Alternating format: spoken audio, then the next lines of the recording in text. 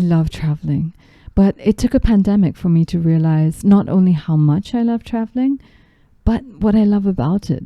I used to think it was the external things, seeing new places, new food, meeting new people. But now I realize that travel is more than that. It's about how these experiences change you, how they allow you to grow, to let go of some things, to value other things. Travel is a journey, outwards for sure, but inwards as well. Welcome to The Brown Box, a podcast in which we discuss the good, the bad, and the crazy that make up the country I love, India. This episode of the podcast is brought to you in collaboration with eShe. eShe is an independent women's magazine and blog based in New Delhi that amplifies women's voices and stories about our shared humanity. But when I'm out there on my own, I am not mother, sister, daughter, wife, whatever. I'm just me. I think for me, the act of traveling has always been that somehow I feel like I need to go outside to go inside.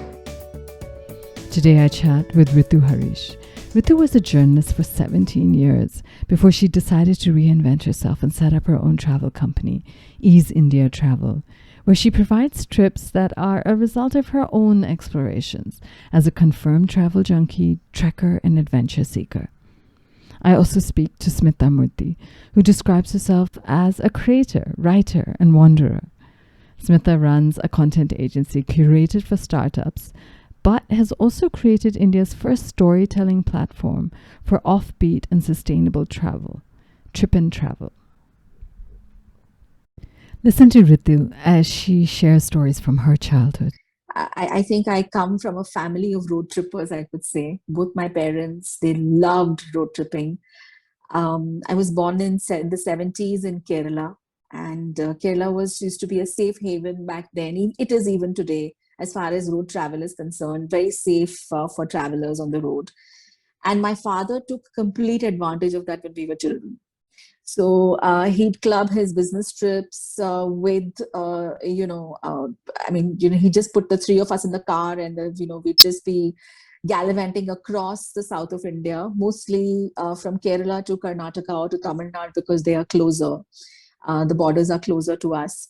And every other weekend, my childhood memories are of every other weekend being in the car with them and of going somewhere, someplace. And we'd not always know where we are headed to because sometimes it would be a rubber estate inside interior Kerala, or it could be, just a trip to Bangalore, or it could be someplace in Karnataka. And, it was completely random.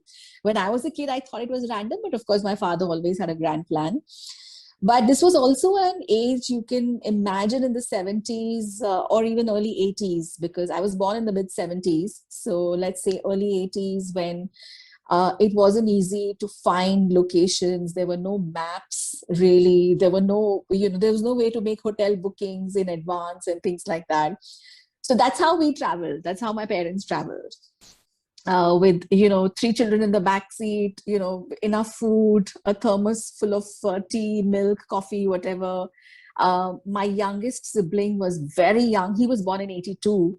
And so I've even asked my mom about, traveling with him as a baby. And, she'd say that we had no diapers back then. So we just, but they were so adventurous. They loved the road so much that they would be, open to all kinds of adventure. And we've really had some adventurous stories, when I was a kid, of the car breaking down in torrential rain and us being rescued by somebody and all of that.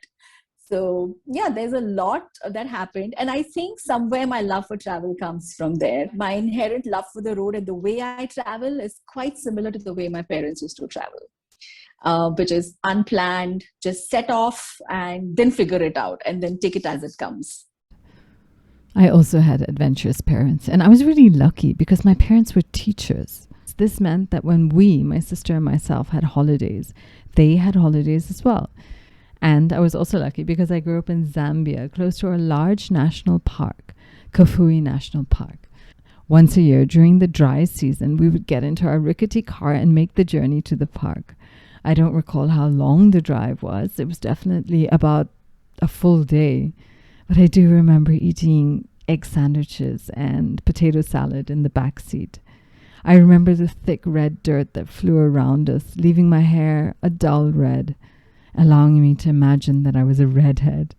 I remember crossing the line into the park and feeling like I was stepping into a magical world where anything was possible. We could spot a family of lions sitting right beside the road, or if we were lucky, see a baby elephant. Or maybe my dad would catch the biggest fish he had ever caught in his life, and we would be eating it for days. That feeling, that wonderful feeling that anything is possible, is a feeling I get every time I travel. Ritu talks about how travel evolved for her, how it slowly changed, but then came back to where it started. You know what, Rani? I think the act of traveling has also evolved for me over the years. So when we were children, we traveled a lot. By the time I became a teenager, I think I was a very typical rebellious teenager, and I didn't want to travel with my parents anymore. And, I'd always carry a book with me. I'd have my Walkman on, and, I would try to block out my parents and my siblings when we'd travel. After that, when I grew up, circumstances were such that I really did not explore much, or in fact, I did not explore at all. I actually truly started traveling on my own again only around 2010-11, when my children had grown up a little bit more, and I said, you know what, now I got to live my life and I got to do things that make me happy. And I realized that traveling does make me happy. So initially, my initial travels when I hit the road again were, most of them were as a solo traveler, but also since I wasn't aware of the dynamics of the road anymore, I needed safety nets. So I would do bookings in advance. I would, travel with the tickets in my hand, and I would travel mostly by public transport to ensure that I'm safe and all that. By and by, I got more and more adventurous. And it's come to a stage where even in places that I've been told it's not possible to travel alone, or one shouldn't, or one can't, I try to find ways and means of figuring that out for myself, because that's what travel has begun meaning to me. I feel that the more bound I am by itineraries, by hotel bookings, by reservations and all of that, it kind of binds me down to a certain, way of traveling and a certain kind of routine, I would say. And I like to be all out when I travel, because I want to explore the place in its depth. And I like to just take it as it comes. Here's a quote that I really love. I'm a big believer in winging it. I'm a big believer that you're never going to find the perfect city, travel experience, or the perfect meal without a constant willingness to experience a bad one. Letting the happy accident happen is what a lot of vacation itineraries miss, I think. And I'm always trying to push people to allow these things to happen rather than stick to some rigid itinerary. Who said that? Anthony Bourdain, who probably needs no introduction. He is, to me, the ultimate traveler. And in the years when I myself was producing a travel show, he was mentor, guide, teacher, all in one. So yeah, I think I'm going to be quoting him a few more times during this show. But coming back to Smitha, I asked her what she loves about travel, and I really liked what she shares. I think for me, the act of traveling has always been that somehow I feel like I need to go outside to go inside. So every time I feel suffocated, or if I feel I'm confined and I feel like I'm not exploring myself the way I want to, I go outside and explore. And the very fact that you're in a different place, in a different setting, something seems to shift inside. So if you've had a very chaotic mind, or if you have been going through some kind of inner turmoil, I found that travel calms you immediately, because you are in a different spot and you're seeing something else, you're having a different experience. So for that moment, you're actually out of your mind. And for me, that is what I really treasure at travel. It's just something that makes me get outside all the inner chaos that's in your head and just truly kind of be there. Another one of my favorite writers, who also happens to be a travel writer, is Pico Iyer. He explains this really well, and I quote, "We travel initially to lose ourselves, and we travel next to find ourselves. We travel to open our hearts and eyes and learn more about the world than our newspapers can accommodate. We travel to bring what little we can in our ignorance and knowledge to those parts of the globe where riches are differently dispersed. And we travel in essence to become young fools again, to slow time down and get taken in and fall in love once more. For Ritu, travel is about stories. I'm a storyteller at heart, and somewhere the two connect for me. I like to tell stories of the people I meet when I travel mostly. I also believe that there is no dearth of beautiful landscape on Mother Earth. You'll find it everywhere you go. But it's the people that really make a place what it is. Whether it's welcoming, whether it's hospitable, whether it's inhospitable, whatever it may be, it's the people who make it what it is. So for me, people hold a lot of importance. And when I travel, and especially if you travel in like, with a preset itinerary, you kind of, don't allow yourself the liberty to mingle with people. And to me, since that is my top priority, whenever I travel, I always try to travel without a definitive plan. So that's really what travel means to me. I think as a storyteller, I want to blend traveling and storytelling together and bring those stories for people to hear. Also, because I think that also comes from my past experience of being a journalist, because that's what I did for a living for 17 years, telling stories. So I think I've just brought that to the table as a traveler as well. I asked Ritu if becoming a mother changed the way she travels, and I love what she said. I'm just Ritu when I'm on the road. And this is one of the things that I have taken great pains to understand about myself. Because, apart from this being work, the way it has become now that I run a company, for the longest time, the people around me couldn't understand why I wanted to be on the road alone, including my family and my loved ones, from the very beginning, my husband knew that he would always tell me that you're a free spirit, you're like a nomad, just leave you to your elements, and you'll just do these craziest things, and you just want to be on your own. And I think he's my greatest supporter right now, because he just understands that this makes me happy. And it took my kids a while to understand that as well. But when I'm out there on my own, I am not mother, sister, daughter, wife, whatever. I'm just me. I love that. I'm not a mother on the road. I'm Ritu. I asked Smitha if she had any travel advice that she could share. I would probably say travel light. That's probably my number one tip. And for me, light implies everything. It implies the fact that you got to just travel without preconceived notions as to what a place should be and what an experience should give you.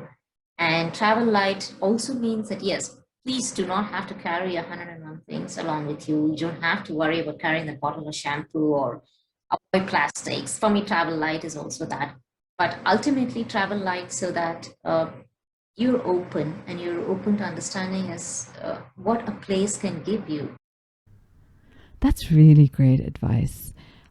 Traveling light is not only about luggage, it's about what's in our heads as well. The preconceived notions, the fears, the prejudices, even the expectations. Carrying all of that it's heavy, it's a burden. And most importantly, it stops us from having a real, authentic experience. Let me turn to Bourdain to explain this concept, as only he is able to do. Travel isn't always pretty. It isn't always comfortable. Sometimes it hurts. It even breaks your heart. But that's okay. The journey changes you. It should change you. It leaves marks on your memory, on your conscience, on your heart, and on your body. You take something with you. Hopefully, you leave something good behind. Giving something back. Now, this is a concept that we don't really think about when we travel. Smitha echoes this sentiment as well. Ensure that you do give back something as well when you travel. Be a little bit mindful, of course. Reduce a little bit of the usage of your phone when you travel as a more practical experience.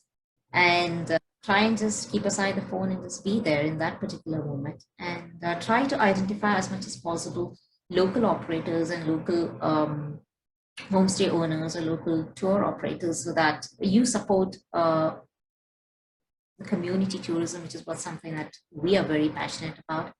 And ensuring that when you go to a village, you don't go around well, I would probably say, understand the culture of the village and try to be as respectful as possible of the culture that you are also looking at. There's one more thing I want to talk about. Both Smitha and Ritu are really passionate about cultivating inclusivity in travel experiences. I think that's one of the glaring areas that we identified as a gap in Indian travel. So, I mean, traveling in India is not particularly, let's say, inclusive in terms of helping those who are differently enabled, or also, like you said, in terms of having more ease of access to those those who don't even have to identify themselves as women, or those who are coming from the LGBTQ plus community. And I see a lot more tours, particularly in the US and of course in the West, where you have specialized stores that cater to the LGBTQ plus community. And we had wondered if there is some way we can bring awareness or even have tours like that here.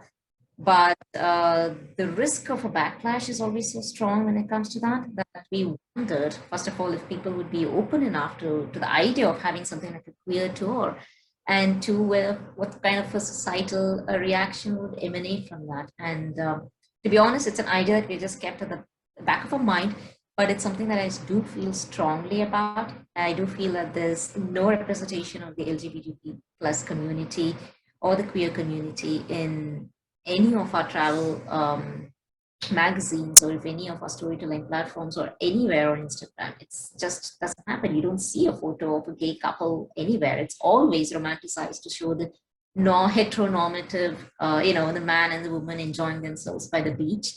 So we would love to change perceptions of that. And one of the ways we want to do that right now, because we do not have tours, is at least to showcase even the most basic things like that.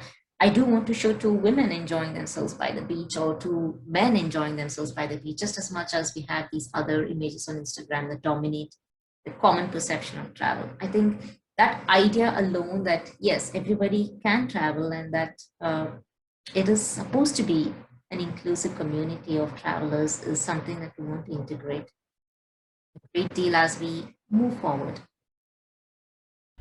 For Ritu, this topic is closer to home. She has some vested interest in ensuring that everyone from the LGBT plus community can travel freely and safely. LGBTQ came into picture after my daughter came out to us, and then I just decided that I'm going to do something for them, which includes, of course, hosting them on holidays exclusively for them, but also to sort of do a small CSR activity, which is what we do now. We call it GAIA. It's called Go As You Are.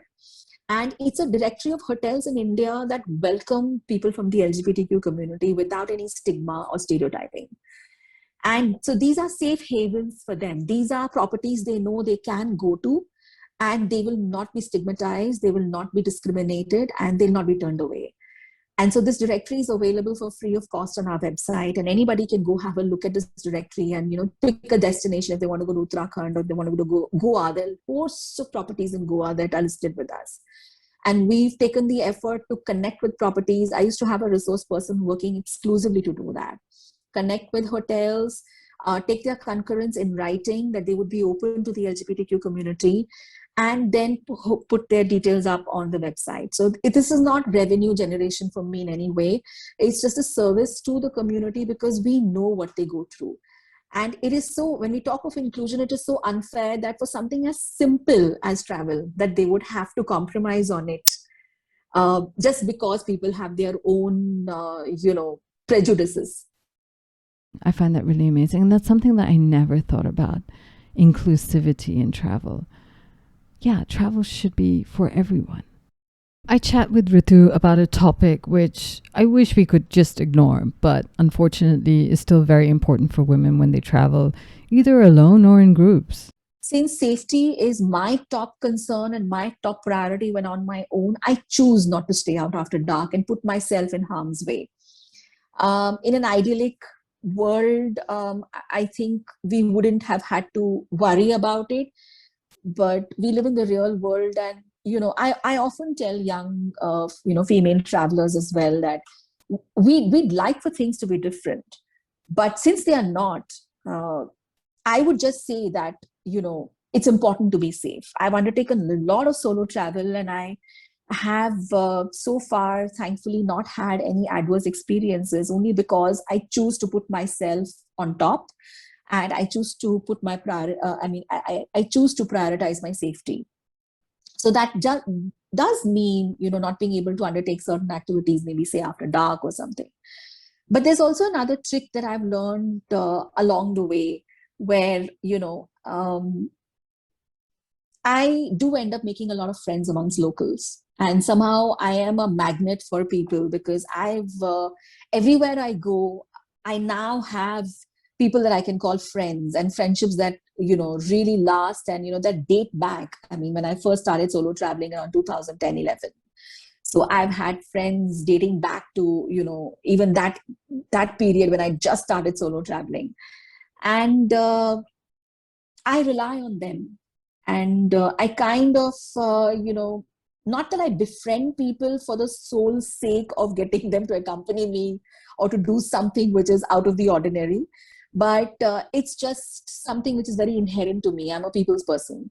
So I do end up making a lot of friends. Like, even on my Arunachal trip, everywhere I went, I was lucky that every destination I went to, I found a strong woman with whom I bonded instantly. And it was like the sparks were all over the place, and we just did things together. I went to a village party, and everyone at the party was drunk. It was a village party. Everyone was drunk, and I was the only outsider in the party.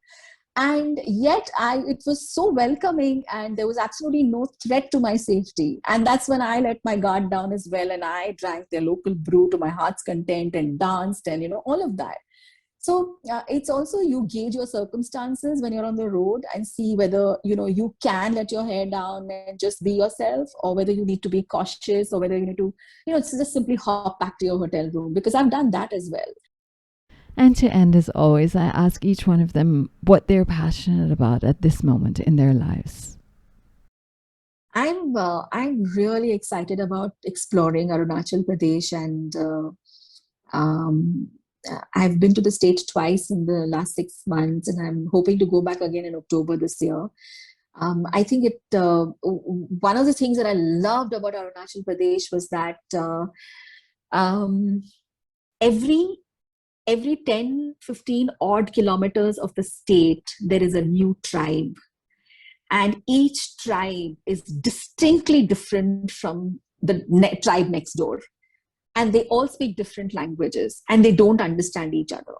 And that's what we are as a nation, right? Like, from north to south and east to west, we're so diverse, but there's something that connects us. And so I think inherently what I'm beginning to understand is, for me, Arunachal Pradesh has kind of become like the microcosm. It's like India in, a smaller space. And it's just very amazing. So I'm looking forward to more explorations in Arunachal before I bring it to my clients and market it as a destination. But definitely very intriguing. Wow, Arunachal Pradesh sounds so amazing. Ironically, that's the destination that was top on my list before this pandemic hit. And I really am looking forward to the day when I can make it there. I asked Smitha what her hope and her dreams for the future of travel are, and this is what she had to say. I hope that whatever we are doing will work in some manner at some point of time. And the travel industry is really, really struggling right now. I think it's one of the few industries that's not received too much support from the government. Everybody else has been receiving something or the other, manufacturing or otherwise, but travel is probably the most affected. And we do see a lot of job losses in the future. So the only thing I could probably say is, please do whatever you can. Just support your local operators and your local homestay owners. And whenever it's safe enough, travel a little bit, travel a lot, travel as much as possible. And yes, I hope that everybody will get online and start reading our stories once our new site is released. That's my shameless plug. You can find more about Ritu and Smitha and links to their travel companies in the show notes. What does travel mean to you? Do write and share, especially if you're a woman who loves to travel solo. I would love to hear your stories. Contact details are in the show notes. And if you can, join me next week as I chat with 2 female entrepreneurs who share how going with the flow helped them build successful careers.